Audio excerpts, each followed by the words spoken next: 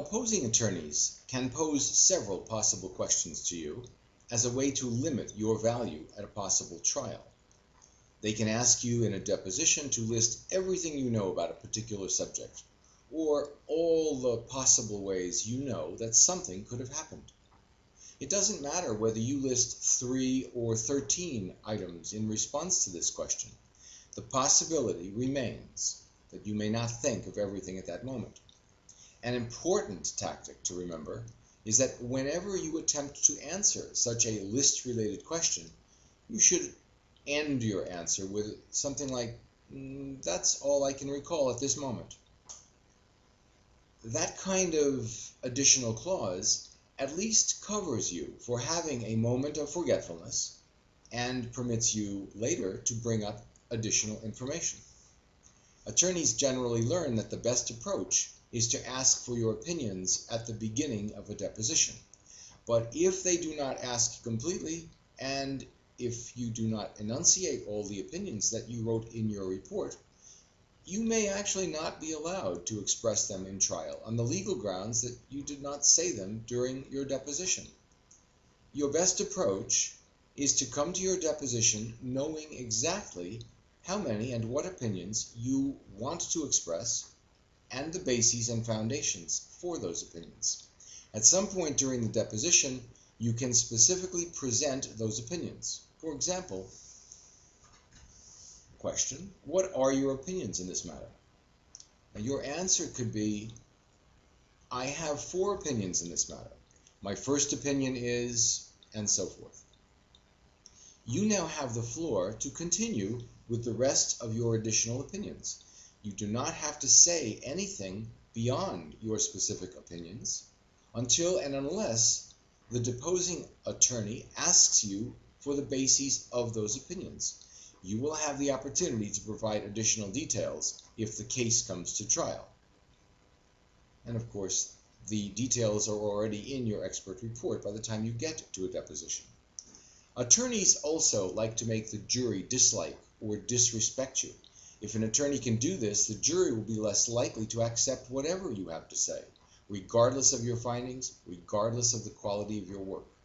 Many questions are simply attempts to reduce the jury's opinion of you in one way or another, even before you have a chance to express any opinions of your own about the issues in the case. For example, attorneys will try to ascertain how much time you spend in your industry and how much time you spend testifying. They will probably ask a question about your work, such as, "How much of your time is spent as an expert witness?"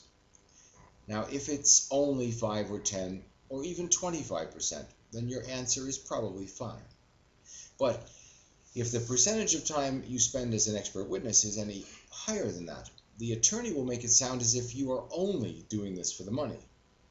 He may also suggest that you are not even active professionally anymore, and consequently, you're no longer in tune with your own science or discipline.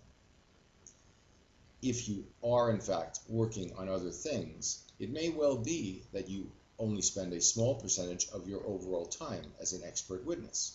You can list other things that you do with your life, both professionally and personally, depending on the phraseology of the question. If you do that, it will be clear that you are not just a hired gun. The reality is that as you spend more time as an expert witness, you will probably earn a disproportionate percentage of your overall income as an expert witness when compared to other tasks you may do during the work week. A quandary, then, exists for those who have significant experience in industry. Being an expert witness by itself does sometimes become a primary job for older and experienced experts. This can be especially true for those who have retired from their specialty and yet are still good, knowledgeable, and successful at being an expert witness. It still comes across much better if you can be doing other things professionally in your life. If you still have a job and work full-time, you have no problem at all.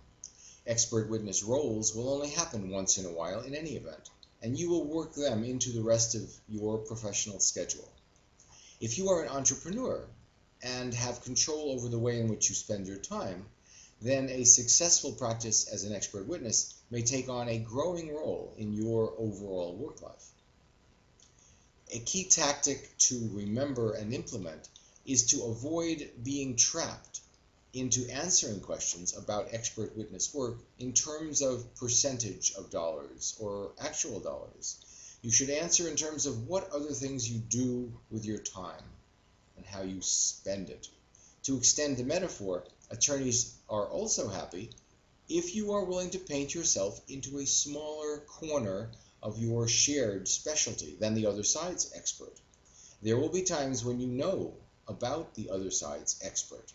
You may know that expert personally, or you may simply know of them professionally.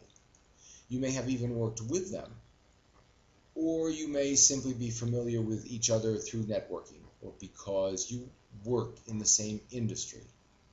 A favorite technique of opposing attorneys is to ask you casually if you are familiar with their expert.